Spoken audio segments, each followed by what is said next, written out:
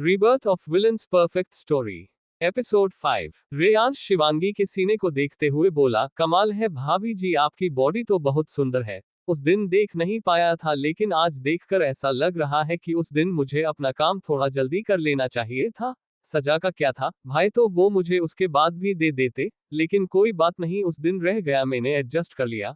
लेकिन आज एडजस्ट नहीं करूंगा, मैं आज के साथ साथ उस दिन की कसर भी पूरी करूंगा और इस पिछले 1 महीने की भी। Now get ready for pain. Reyansh की ऐसी घटिया बातें सुनकर जहां शिवांगी को डर लग रहा था, तो वही उसकी लास्ट लाइन सुनकर शिवांगी को बहुत ज्यादा गुस्सा आ गया और उसने जोर से रेयांश को धक्का दिया और चिल्लाते हुए बोली, यू बास्टर्ड, यू राक्षस, दुश्मन भी तुमसे अच्छे होते हैं। तुम जैसे रेपिस्ट इस दुनिया में सिर्फ और सिर्फ गंदगी फैलाते हैं और मैं अपने साथ तुम्हारी जरिए कुछ भी गलत नहीं होंगे दूंगी, खुद के साथ जान दे दूंगी, लेकिन तुम्हें अपने करीब नहीं आने दूंगी। रेयांश इस पर हंसा और बोला, अरे भाभी, बाद में ये ज्ञान बांट देना, अभी प्यार कर लो, प्यार का वक्त है। उसके बाद रेयांश फिर से शिवांगी की तरफ गया और उसे फिर से बेड पर धक्का दे दिया और उसके ऊपर आ गया, लेकिन फिर से शिवांगी ने उसे धक्का दिया और उसे खींच के थप्पड़ मारा, जिससे रेयांश का चेहरा दूसरी तरफ घूम गया और इस बार रेयांश के चेहरे पर जो लालचीपन था वो कहीं गायब हो गया और गुस्से ने उसकी जगह ले ली।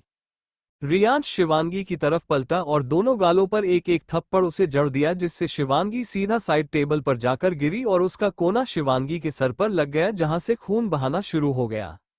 रेयांश ने शिवांगी की बाह पकड़ी और उसे दीवार से लगाए और जहां रेयांश ने पहले शिवांगी को काटा था, फिर से अपने दांत वही रख दिए और इस बार जब रेयांश उससे दूर हुआ तो शिवांगी की खाल भी वहां से बाहर आ गई, जिससे मांस दिखने लगा। रेयांश ने पहले शिवांगी को बहुत मारा और पिटा, जिससे शिवांगी की हालत अधमरी सी हो गई और वो कमरे में चिल्लाती रही, चीखती रही, लेकिन सुनने वाला कोई नहीं, क्योंकि हर एक कमरा साउंड प्रूफ था और किसी के कान में आवाज जाना इम्पॉसिबल। शिवांगी बेहोश होने के कगार पर पहुंच चुकी थी और अब वह रेयांश की हरकत को बर्दाश्त नहीं कर सकती थी और ना ही उसे रोक सकती थी।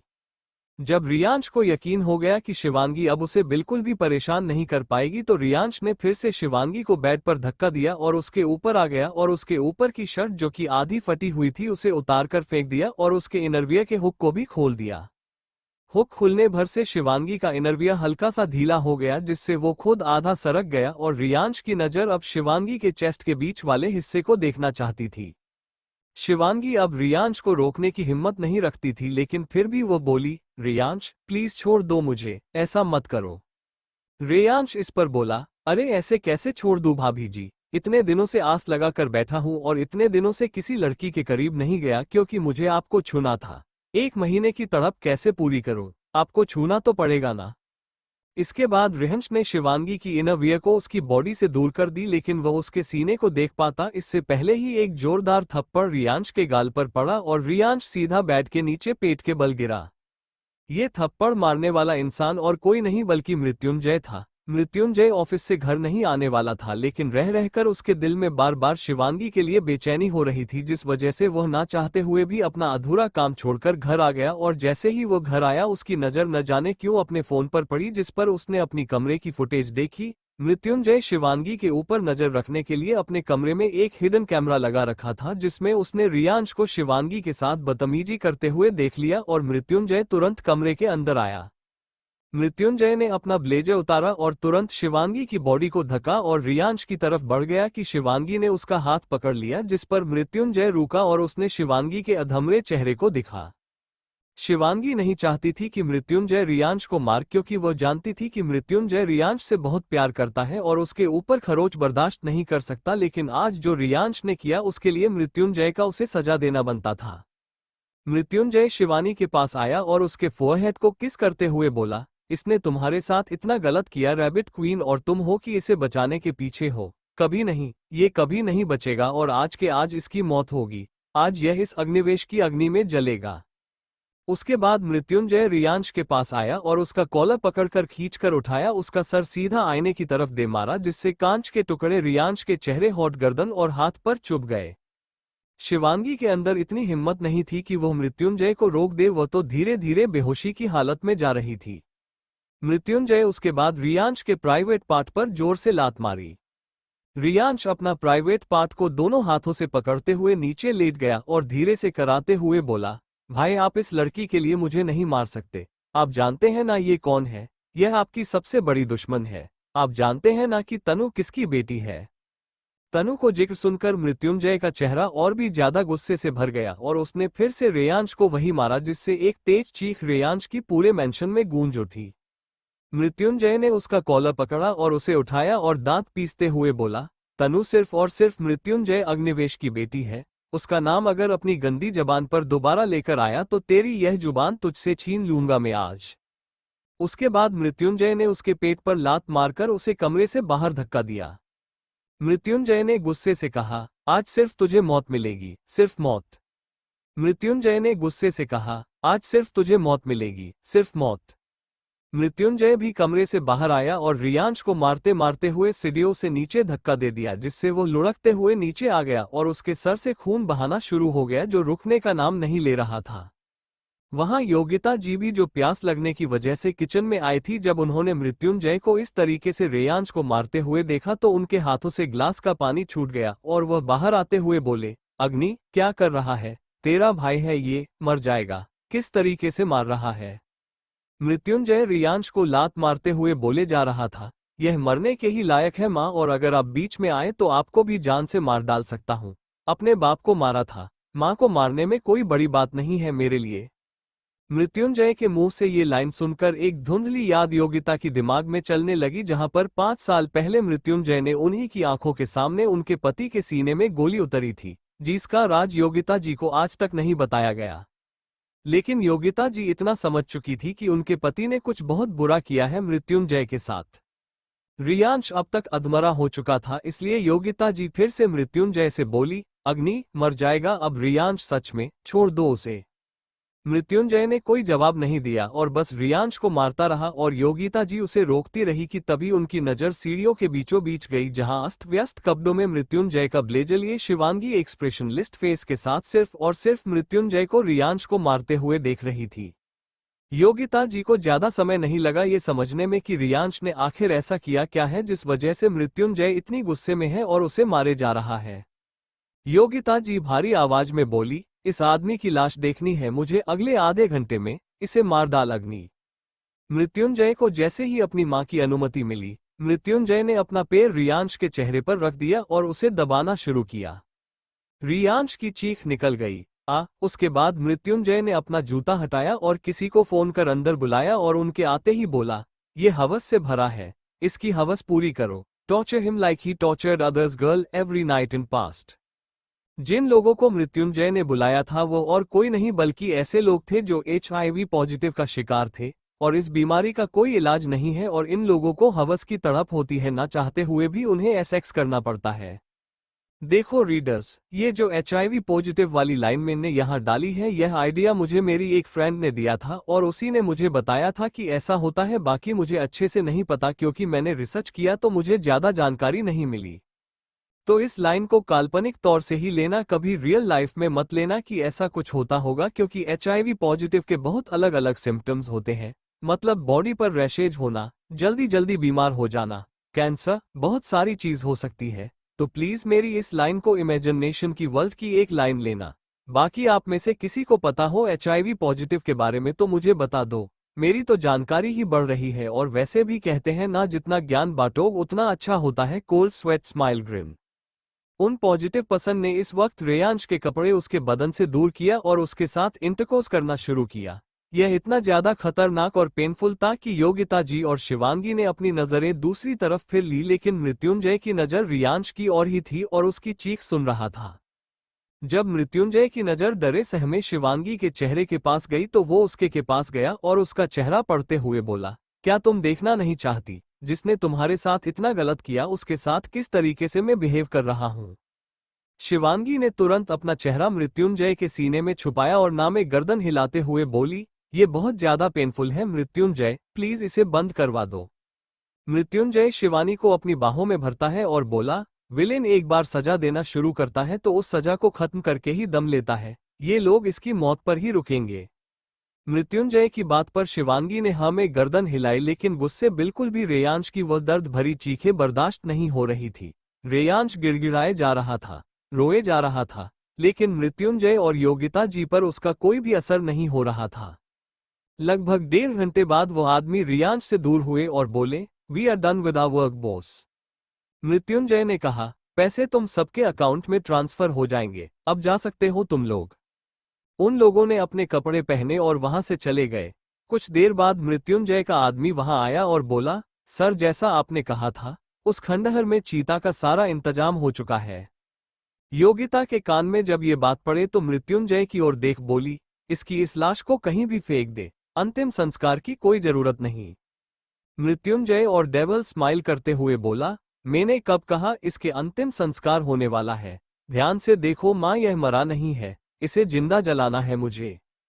मृत्युंजय की बात पर शिवांगी और योगिता जी दोनों ने रियांश की तरफ देखा तो रियांश धीरे धीरे ही सही लेकिन सांस ले रहा था जो कभी भी थम सकती थी। मृत्युंजय ने आदमी को इशारा किया और उस आदमी के 2 आदमियों ने रियांश को उठाया और खंडक की तरफ ले गया। मृत्युंजय अपनी आंखों से रियांश को जलते हुए देखना चाहता था और तो वह ये भी चाहता था कि उसकी लाश को जलते हुए उसकी मां और शिवांगी भी देखे, इसलिए वो उन दोनों को भी अपने साथ ले गया, लेकिन पीछे 2 सर्वेंट को तनु का ख्याल रखने के लिए छोड़ गया। खंड ये पहले टाइम पर किसी का घर हुआ करता था जो कि एक एक्सीडेंट के दौरान जलकर राख हो गया, और आज के टाइम पर यहाँ पर छोटे छोटे बच्चे लुका छुपी खेलते हैं, टीयर्स ऑफ जॉय। भाई रेयांश की तो कोई इज्जत ही नहीं है। आगे जो चिता रखी गई थी, सजाई गई थी, वह भी कोई साफ और अच्छी लड़कियों से नहीं बनाई गई थी, वह भी इधर उधर से उठाई हुई चुभने वाली लकड़ियों से बनी थी। और जब वहां पर रेयांशु को लेटाया गया तो उसके मुंह से हल्की हल्की चिक निकल रही थी। उन सभी लकड़ियों में पहले से ही पेट्रोल गिर दिया गया था और मृत्युंजय ने माचिस को जलाया और तुरंत उस लकड़ी पर फेंक दिया। रेयांश की एक जोर चीख निकली और तुरंत दब गई। मृत्युंजय उस चिता को जलते हुए देखकर बोला, मिल गई तुम्हें सजाए मौत, मेरे कलेजे को ठंडक पड़ी है आज। शिवांगी बेड पर सो रही थी और उसे अपनी बाहों में लिखो सो रहा था मृत्युंजय। शिवांगी की जब आंख खुली तो उसकी नजर सबसे पहले मृत्युंजय के उस ब्रॉड चेस्ट पर पड़ी जिस पर अभी कपड़ा नहीं था। मृत्युंजय शॉर्टलेस होकर उसे बाहों में लेकर सो रहा था और इस वक्त शिवांगी के बदन पर मृत्युंजय की वो व्हाइट कलर की शर्ट थी जो उसने पिछली रात पहनी थी। शिवांगी की नजर बस एक तक मृत्युंजय के उस चौड़े सीने पर थी जो कि शिवांगी को उस वक्त टेम्पटिंग लग रहा था। मृत्युंजय नींद में ही बोला, ऐसे मुझे घुरो मत रैबिट क्वीन, मुझसे प्यार हो जाएगा तुम्हें, जो तुम नहीं चाहती। शिवांगी के मुंह से निकला तो मृत्युंजय ने अपनी आंखें खोली जिससे साफ पता लग रहा था कि मृत्युंजय शिवांगी से पहले ही सोकर उठ चुका था, बस वो सोने का नाटक कर रहा था। शिवांगी मृत्युंजय को देखते हुए बोली, तुम सो नहीं रहे थे? मृत्युंजय ने शिवांगी की कमर पर अपने हाथ रखे और उसे अपने करीब करके उसे अपने ऊपर किया और बोला, अरे इतनी खूबसूरत मोहब्बत हो आंखों के सामने तो कौन सो सकता है। शिवांगी खुद को मृत्युंजय की बाहों से छुड़ाने की पूरी कोशिश कर रही थी, लेकिन मृत्युंजय अपनी पकड़ शिवांगी के कमर पर और भी ज्यादा कसते जा रहा था। मृत्युंजय शिवांगी के चेहरे को अपने एक हाथ से पकड़ते हुए बोला, मुझसे दूर जाना चाहती हो रैबिट क्वीन? शिवांगी बोली, सुबह हो गई है मृत्युंजय, मुझे नहाने जाना है। मृत्युंजय शिवांगी को लेकर पलट गया और इस बार शिवांगी बेड के ऊपर और मृत्युंजय शिवांगी के ऊपर हो गया। मृत्युंजय शिवांगी के बालों को उसके कानों के पीछे करते हुए बोला, ओह रियली, सुबह हो गई पर मुझे तो ऐसा कुछ भी फील नहीं हो रहा। शिवांगी के नीचे होने से उसकी बार बार नजर मृत्युंजय के उस चौड़े सीने पर जा रही थी और वह उसे देखने नहीं चाहती थी क्योंकि वह उसे देखकर खुद के कंट्रोल को खो रही थी, जिस पर वह अपना चेहरा दूसरी तरफ मोड़कर बोली, कमरे के पर्दे हटाओगे तो पता चल जाएगा कि सुबह हो चुकी है और घड़ी में देखिए साहब की सुबह के 7:30 बज रहे हैं। मृत्युंजय ने शिवांगी का चेहरा अपनी तरफ किया और उसका हाथ अपने सीने पर रखते हुए बोला, सुनो मेरे दिल की धड़कन, पता चलेगा कि तुम्हारे छूने से ये कितनी तेजी से धड़कता है, तुम्हारे करीबी से ही पागल सा हो जाता है। मैं शायर नहीं हूँ जो तुम्हें लुभा सकूं अपनी बातों से, लेकिन मैं वह पागल आवारा हूँ जो अपनी छुअन से तुम्हें मदहोश कर सकता है। ना चाहते हुए भी शिवांगी के हाथ मृत्युंजय के सीने पर चलने लगे, जिसे फील करते हुए मृत्युंजय में शिवांगी के हाथों को पकड़ा और अपने सीने पर उसे दबाते हुए बोला, चिर डालो इस सीने को और देखो तुम्हारा नाम किस कदर अपने इस धड़कन में सजा के रखा है मैंने। शिवांगी अपना हाथ हटाते हुए बोली, मृत्युंजय तुम पागल हो गई हो।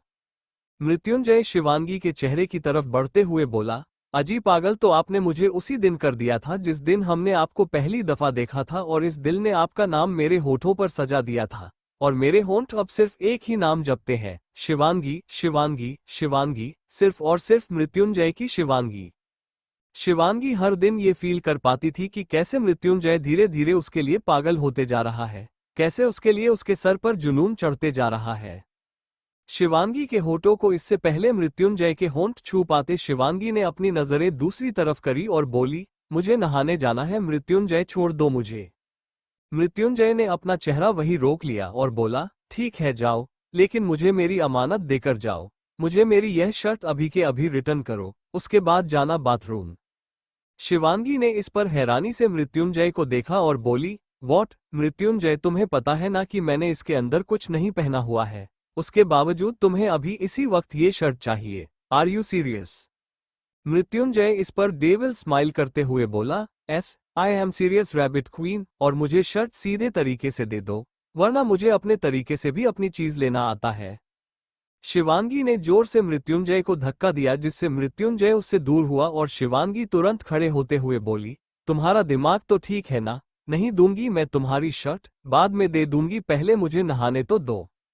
मृत्युंजय तुरंत शिवांगी के पास आया और उसे अपनी बाहों में उठाते हुए बोला, ठीक है, तो एक काम करते हैं, साथ में नहाते हैं, तभी मैं तुमसे मेरी यह शर्ट ले लूंगा। शिवांगी इस पर हैरान हो गई और वह मृत्युंजय की बाहों में अपने हाथ पर चलते हुए बोली, नहीं, बिल्कुल भी नहीं, मृत्युंजय मैं छोटी बच्ची नहीं हूं, मैं खुद से नहा सकती हूं। मृत्युंजय देखो, तुम मेरे साथ ऐसा नहीं कर सकते। मृत्युंजय इस पर शिवांगी को बाथरूम की तरफ ले जाते हुए बोला, मैं कुछ भी कर सकता हूँ रैबिट क्वीन, तुम्हारे साथ नहा भी सकता हूँ, तुम्हारे साथ सो भी सकता हूँ, और तुम्हारे बेहद करीब भी जा सकता हूँ, because you are mine and I am yours. दोनों बाथरूम में चले गए। ओबरॉय मैंशन। जश्न सुबह सुबह जल्दी ही ऑफिस चला गया था, लेकिन कुछ काम याद आ जाने की वजह से वह दोबारा ओबरॉय मैंशन आ गया। वो किसी से फोन पर बात करते हुए आ रहा था। बात करते हुए क्या, वो किसी पर चिल्लाते हुए, गुस्सा करते हुए आ रहा था। तुम्हारा दिमाग तो ठीक है ना? तुमसे एक इंसान नहीं संभाला जाता। आई डोंट केयर, मुझे वो चाहिए, कहीं से भी ढूंढ के लाओ, आसमान जमीन एक कर दो, बट आई वॉन्ट। उसके बाद जश्न ने तुरंत फोन काटा और मेंशन के अंदर आया। जैसे ही वो अंदर आया, उसे अंदर से एक छोटे बच्चे की आवाज आने लगी। उसने अंदर जाकर देखा तो एकता एक 5 से 6 साल के लड़के के पीछे दूध का गिलास लेकर भाग रही थी और उसे बोल रही थी, देखो पी ले इसे, अगर पियोगे तो स्ट्रांग बनोगे, नहीं तो कमजोर हो जाओगे, चलो पियो इसे। लेकिन वो बच्चा था कि मस्ती में एकता से अपना पीछा छुड़ाते हुए सोफे के इधर उधर भाग रहा था। जब जश्न ने एक छोटे अनजान बच्चों को घर में इधर उधर भागते हुए देखा तो हक्का बक्का हो गया, और उससे भी ज्यादा हैरानी उसे तब हुई जब एकता उसे प्यार से दूध पिलाने के लिए पीछे भाग रही थी। जश्न चिल्लाया, एकता। एकता के कदम वहीं रुक गए और उसने दरवाजे की तरफ देखा तो जश्न खड़ा था, जिसके चेहरे पर कोई भी एक्सप्रेशन उसे वक्त नहीं थे। एकता मुस्कुराते हुए बोली, जश्न आप इतनी जल्दी आ गए। जश्न अंदर आया और एकता से सवाल किया, ये बच्चा किसका है? पीछे से किरण जी, जो कि जश्न की मां थी, उनकी आवाज आई, हमें नहीं पता कि यह बच्चा किसका है, लेकिन जिसका भी हो इस घर में रौनक ले आया है ये बच्चा। जश्न ने पीछे पलटकर देखा तो उसकी मां किरण और उसके पिता विक्रम महादेव के मंदिर से लौट के आ रहे थे। किरण जी ने सबको प्रसाद दिया और अंत में उस छोटे बच्चे को प्रसाद देते हुए बोली, ये लो, इसे खा लो, ठीक है, महादेव की कृपा हमेशा तुम्हारे ऊपर बनी रहेगी। प्रसाद में गोले के पीस और मोतीचूर का लड्डू था, जो देख बच्चा खुश हो गया और उसने तुरंत उसको ले लिया और खाना शुरू किया। एकता इस पर अपनी कमर पर हाथ रखते हुए बोली, वाह बेटा, मैं इतनी देर से दूध पिलाने की कोशिश कर रही हूँ, वो तो तुमसे पिया नहीं जा रहा और प्रसाद जल्दी ले लिया। वो लड़का तुरंत किरण जी के साड़ी के पल्लू में छुपा और बोला, तो ये गंदा है दूध देखकर, और यह अच्छा है प्रसाद देखकर। एकता आगे आई और उसका कान पकड़कर आगे करते हुए बोली, और अगर प्रसाद में दूध होता तो क्या तुम ले लेते? दूध का नाम सुनकर उस बच्चों ने अपना नाक सिकोड़ा और बोला, यूं नहीं। जश्न, जो कि अब तक एकता और उस बच्चे की बॉन्डिंग देख रहा था, वो बोला, एकता, अगर यह बच्चा तुम नहीं जानती किसका है, तो यहाँ क्यों लेकर आए हो और कैसे आया यहाँ पर? जश्न की भारी आवाज सुनकर वो बच्चा डर गया और तुरंत एकता के पीछे जाकर छुपा। एकता गुस्से से जश्न को देखते हुए बोली, कभी तो प्यार से बोल दिया करो, प्यार से 2 शब्द निकाल लिया करो, देखो आपकी इस भारी आवाज से बच्चा डर गया, और वैसे भी यह बच्चा मुझे मार्केट में मिला है। कुछ गुंडे इसके पीछे भाग रहे थे तो मैं इसे बचाते हुए यहाँ ले आए। बेचारा अनाथ है, कोई नहीं है इसका, इसलिए मैंने सोचा मैं अपने साथ ले आती हूँ। और खबरदार, जो इस बच्चे को यहाँ से निकलने की बात तुमने की तो मैं तुम्हें घर से बाहर निकाल दूंगी, क्योंकि माँ और पापा मेरे साथ है। एकता की इतना कहते ही किरण जी और विक्रम जी एकता के पीछे आकर हाथ बांधकर खड़े हो गए और जश्न को एक तक घूरने लगे, जिस पर जश्न थोड़ा सहम गया। जश्न बोला, लेकिन ऐसे ही हम किसी के भी बच्चे को यहाँ नहीं ला सकते, गैरकानूनी है। एकता आगे आते हुए बोली, ये बच्चा अनाथ है, इसका कोई नहीं है, और अगर मैं इसे अपने पास रख रही हूँ तो क्या प्रॉब्लम है? और वैसे भी खुद का बच्चा तो तुमसे होता नहीं है, इसे ही पाल लूँ इससे अच्छा। फिर उस छोटे से बच्चे के पास जाकर एकता उसका चेहरा अपने हाथों में लेते हुए बोली, हाउ क्यूट, आपकी यह अंकल खडूस मान है। उनकी ना किसी भी बात करना विश्वास मत करना, क्योंकि बोलते कुछ है और करते कुछ है। जब देखो सिर्फ काम काम काम। आपकी आंटी के लिए तो उनके पास टाइम ही नहीं है जैसे। उसके बाद एकता जश्न को घूरते हुए बोली, मुझसे शादी क्यों करी? अपने उस ऑफिस से शादी करनी थी ना, उसके मांग में सिंदूर भरना था, उसके गले में मंगलसूत्र पहनना था आपको। जशन आगे आया और एकता को बोला, तुम्हारे पास बच्चों के अलावा और कोई टॉपिक नहीं है क्या? किरण जी आगे आए और जश्न का कान मरोते उड़ते हुए बोली, 5 साल हो गए तुम दोनों की शादी को, लेकिन फिर भी तुझसे एक बच्चा नहीं दिया जा रहा। तुझे अकल नहीं है कि अपने माँ बाप को दादा दादी बना दो? जश्न को दर्द हो रहा था, जिस पर वह करहाते हुए बोला, माँ छोड़ो, दर्द हो रहा है और वैसे भी काम है ना मेरे पास, वह नहीं करूंगा तो आप सबका पेट कैसे पालूंगा, और मेरे पास सिर्फ इसके साथ सेक्स करने के अलावा बहुत सारे काम है। किरण जी इस पर उसका कान और भी तेजी से मरोड़ते हुए बोली, बेटा ऐसे काम को ना आग लगा दे जिससे तो अपनी बीवी को टाइम नहीं दे सकता। वो छोटा सा बच्चा जश्न को ऐसे दर्द से चिल्लाते हुए देख बहुत ज्यादा खुश हो रहा था। जश्न बोला, ठीक है, रख लो इस बच्चे को यहाँ पर, मुझे कोई प्रॉब्लम नहीं है। खुश, अभी तो मेरा कान छोड़ दो। किरण जी ने उसका कान छोड़ और फिर उस बच्चे के पास आते हुए बोली, अनेक चल मेरे साथ, तुझे ना मैं अपने हाथों से खाना खिलाता हूँ। अनेक जश्न के मुंह से निकला। एकता जश्न के पास आई और बोली, माँ ने नाम रखा है अनेक, बहुत अच्छा है, मुझे तो बहुत पसंद आया। जश्न ने इस पर एकता की कमर को पकड़कर खुद से करीब करते हुए बोला, इतने अच्छे बोल कभी अपने पति के लिए भी निकाल लिया करो। जश्न के गाल खींचते हुए बोली, तो ऐसा काम भी कर लिया करो पतिदेव। और उसके बाद जश्न से दूर होते हुए किरण जी के पास जाने लगी। जश्न ने खुद की कॉलर को ठीक करते हुए कहा, इस बच्चे को जल्द से जल्द यहाँ से निकलना होगा। आया अभी है लेकिन मेरा बाप बन चुका है।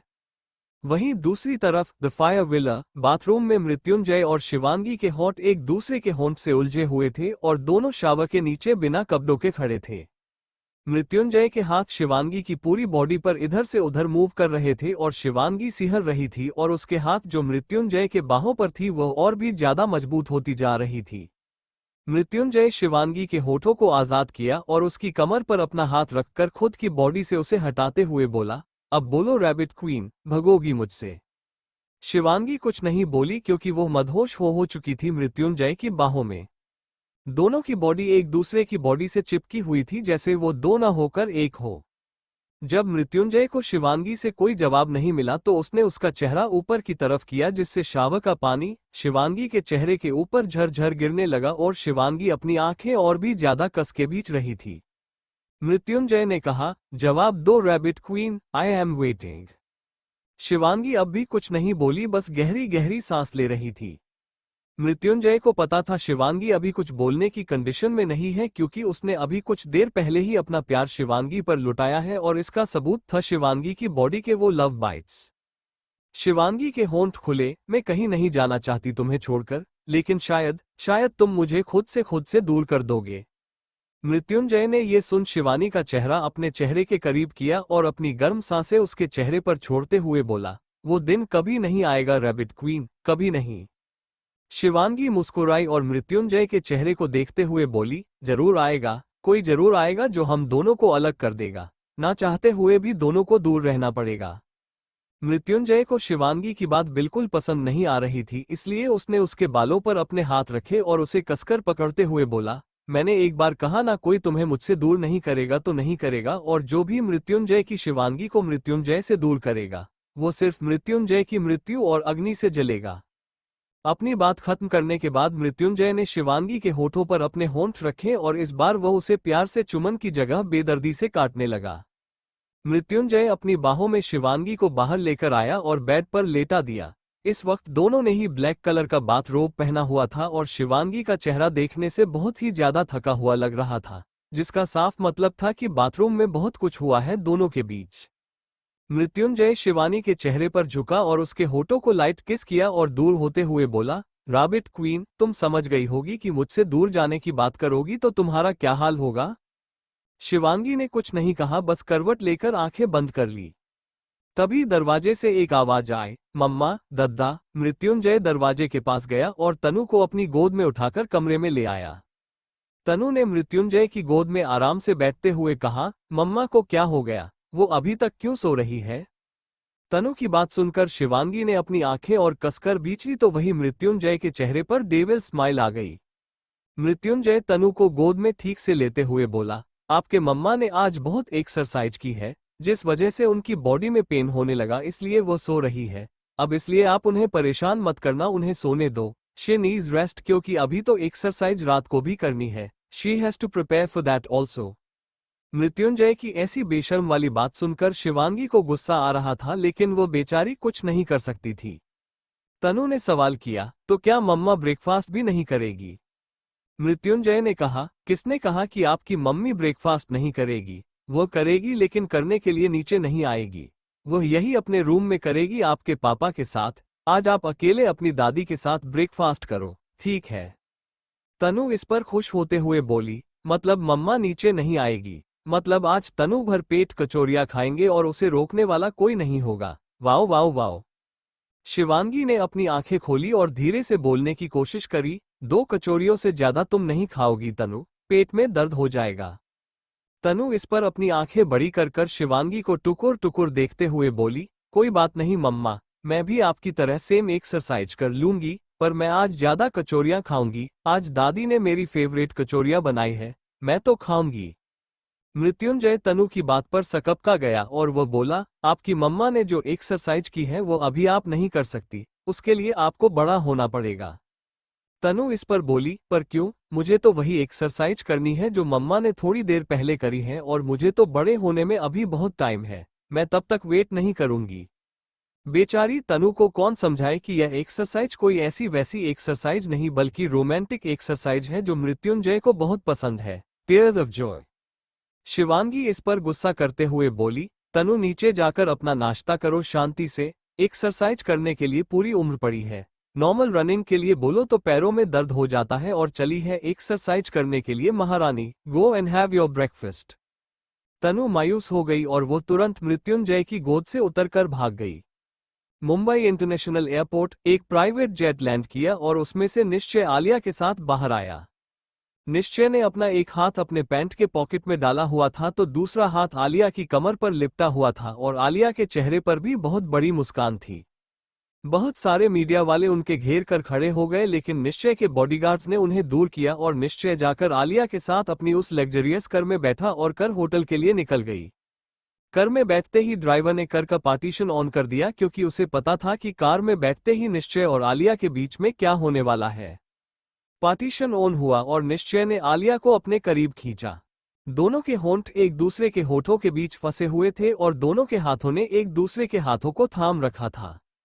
निश्चय आलिया को लेकर सीट पर गिर गया और उसकी ड्रेस की जीप खोल दी और उसकी ड्रेस के अंदर अपना हाथ ले जाकर उसकी पूरी बॉडी को सेंसुअल टच करने लगा। आलिया आहें भरने लगी और निश्चय उस पर टूट पड़ा। आगे ड्राइवर को आलिया की आहें की आवाज साफ साफ सुनाई दे रही थी, भले ही वह देख नहीं सकता था और उसके गाल शर्म से लाल होते जा रहे थे। दोनों के कपड़े अस्त व्यस्त हो गए थे और वह दोनों एक दूसरे के प्यार में खो चुके थे कि तभी निश्चय का फोन रिंग हुआ और निश्चय का चेहरा, जो कि इस वक्त वासना से डूबा हुआ था, वह एक्सप्रेशनलेस हो गया। निश्चय ने आलिया को छोड़ा और अपना फोन उठाकर देखा तो उस पर नंबर फ्लैश हो रहा था और उस नंबर को देखते ही निश्चय मुस्कुरा उठा और उस फोन को उठाया। दूसरी तरफ से किसी ने कहा, सर उस लड़की के बारे में तो पता नहीं चला, लेकिन उस लड़की के दुश्मन के बारे में पता चल गया। निश्चय के होठों के किनारे हल्की सी मुड़ गई और वह डेविल स्माइल करते हुए बोला, फिक्स थे meeting, tomorrow I want to meet him. मैं भी तो देखूं कि आखिर ऐसा कौन है जो उस लड़की से नफरत कर बैठा। वहीं दूसरी तरफ जश्न जो अपने ऑफिस में बैठा हुआ था, इस वक्त उसके पास किसी को कॉल आया और किसी ने कुछ ऐसा कहा जिसे सुनकर वह हैरान हो गया और तुरंत ऑफिस से निकलकर भागा। जश्न वापस से अपने ऑफिस आ चुका था और अपने काम में बिजी हो चुका था कि तभी उसके वर्किंग टेबल पर रखा फोन रिंग होने लगा और उसने उसे पिक करा। जश्न कुछ बोलता उससे पहले ही सामने से किसी ने कुछ ऐसा कहा जिससे जश्न हैरान हो गया और उसके हाथों से वो फोन वहीं छूट गया। जश्न अपनी चेयर से उठा और तुरंत केबिन से बाहर निकल गया। जश्न तुरंत पार्किंग एरिया में आया और उसने अपनी कार निकली और उसे अनचाहे रास्ते पर मोड़कर चलने लगा। इस वक्त जश्न के चेहरे पर गुस्सा और परेशानी के मिले जुले भाव थे। कुछ देर बाद जश्न की कार एक सिटी हॉस्पिटल के आगे आकर रुकी और जश्न उसमें से बाहर निकलकर तुरंत अंदर गया और रिसेप्शन पर किसी के बारे में पूछा और वार्ड की तरफ तुरंत भागा। जश्न भी जैसे ही वार्ड रूम का दरवाजा खोला तो सामने बेड पर एकता बेहोश पड़ी हुई थी और उसके सर पर, हाथ पर, गले पर पट्टियां बनी हुई थी। अंदर वार्ड में ही किरण जी, विक्रम जी और अनेक थे। अनेक किरण जी की गोद में बैठकर काफी देर से एकता के लिए रोए जा रहा था। अनेक रोते हुए बोला, दादी, एकता एंजल कब होश में आएगी? मुझे उनके साथ खेलना है, बातें करनी है। तो वही किरण जी और विक्रम जी अनेक को संभालते हुए बोल रहे थे, वो जल्दी होश में आ जाएगी अनेक, आप शांत हो जाइए। जैसे ही किरण जी की नजर जश्न पर गई, उनकी आंखों से फिर से आंसू बहने लगे और जश्न अंदर आते हुए बोला, यह एक्सीडेंट कैसे हुआ? किरण जी बोली, पता नहीं कैसे हो गया, हम तो अनेक के लिए खिलौने और कपड़े लेने गए थे, साथ में कुछ सामान छूट गया स्टोर में, तो एकता वापस लेने गई थी, लेकिन जब वापस आ रही थी तो एक ट्रक ने आकर टक्कर मार दी। हमने पुलिस में कंप्लेंट लिखवा दी, लेकिन पता नहीं कब तक ड्राइवर हाथ लगेगा और उसे सजा मिलेगी।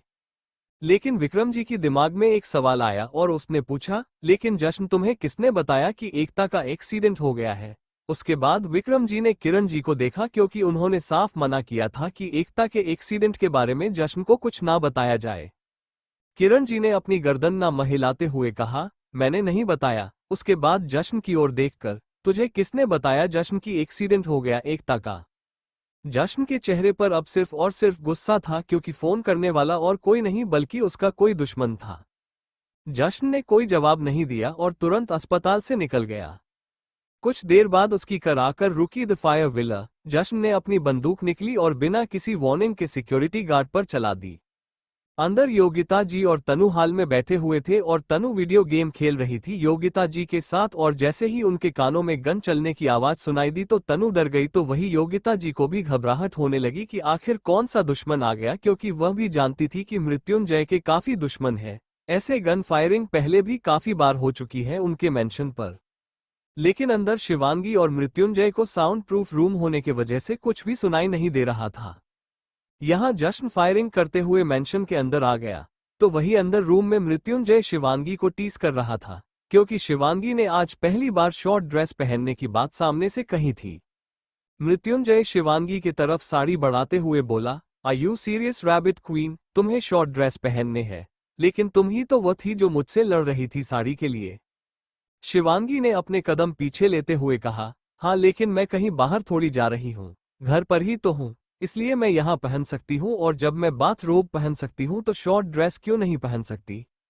मृत्युंजय ने अपने कदम आगे बढ़ाए हो शिवांगी की कमर पर हाथ रखकर उसे अपने करीब किया, साड़ी को पीछे की तरफ पटकते हुए बोला, वाई नॉट रैबिट क्वीन? घर पर ही तो हो, और इस रूम से भी अगर तुम बाहर न निकले तो किसी को कोई फर्क नहीं पड़ेगा, तो तुम शॉर्ट ड्रेस भी क्यों पहन रही हो? बिना कपड़ों के रहो, और वैसे भी तुम्हें देखने का तो हक सिर्फ मुझे है। मेरे सामने तुम कपड़ों में रहो या बिना कपड़ों में, क्या फर्क पड़ता है? Right rabbit queen? मृत्युंजय की ऐसी बेशर्मी वाली बात सुनकर शिवांगी के आंखें और मुंह खुला का खुला रह गया। मृत्युंजय शिवांगी के होठों की तरफ बढ़ने लगा और उसे किस करता कि उससे पहले ही मृत्युंजय का फोन रिंग हुआ। मृत्युंजय ने फोन उठाया तो थोड़ा हैरान हो गया, लेकिन फिर उसके चेहरे पर अचानक से डेविल स्माइल आ गई और उसमें फोन को वही कट कर दिया और शुभांगी को छोड़ दिया। मृत्युंजय शिवांगी को छोड़ते हुए कहा, तुम्हारी किस्मत अच्छी है कि तुम्हें मैंने अभी छोड़ दिया, लेकिन रात को नहीं छोड़ूंगा। उसके बाद मृत्युंजय ने शिवांगी को साड़ी पकड़ाते हुए कहा, घर में फिलहाल मेहमान आया हुआ है और उसके सामने तुम शॉर्ट ड्रेस पहनो, मैं ये चीज बर्दाश्त नहीं करूंगा, इसलिए शांति से यह साड़ी पहन लो, और अगर तुम खुद से नहीं पहन सकती तो मुझे बता दो, मैं पहना दूंगा। वहीं नीचे हॉल में योगिता जी ने ही मृत्युंजय को कॉल किया था, लेकिन उसके अचानक से फोन कट करने की वजह से योगिता जी हैरान हो गई, क्योंकि जश्न बिल्कुल उनके सामने था और वो गुस्से वाली नजरों से ही योगिता जी और तनु को देख रहा था। जश्न चिल्लाते हुए बोला, कहाँ है मृत्युंजय? उसने बोला ही था कि मृत्युंजय की भारी आवाज उसके कानों में पड़ी। अपनी मौत बहुत प्यारी है शायद तुम्हें मिस्टर जश्न ओबोरॉय, जो मेरे घर आ गए इस तरीके से, ये फायरिंग करना शुरू कर दिया और मेरा नाम ले रहे हो, वह भी बिना मेरी हार्ड परमिशन के। It's a bad manner mister Oberoi. कोई तुम्हारे माँ बाप में तुम्हें गुड मैनर्स और बैड मैनर्स में फर्क नहीं समझाया। जश्न, योगिता जी और तनु की नजर सीडीओ पर गई, जहां से मृत्युंजय बड़े रोब के साथ उतरते हुए आ रहा था।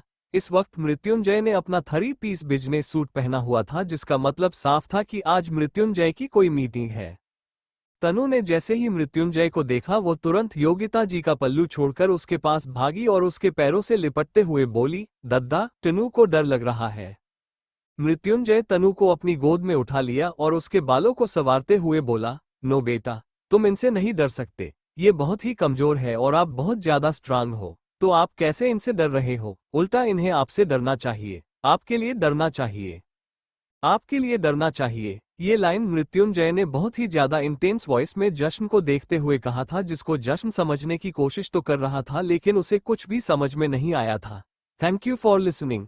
मुझे उम्मीद है आपको ये स्टोरी पसंद आई होगी। अगर आपको पसंद आए है तो प्लीज लाइक और कमेंट करना ना भूलें और मोर स्टोरीज के लिए सब्सक्राइब करें। मिलते हैं नेक्स्ट वीडियो में।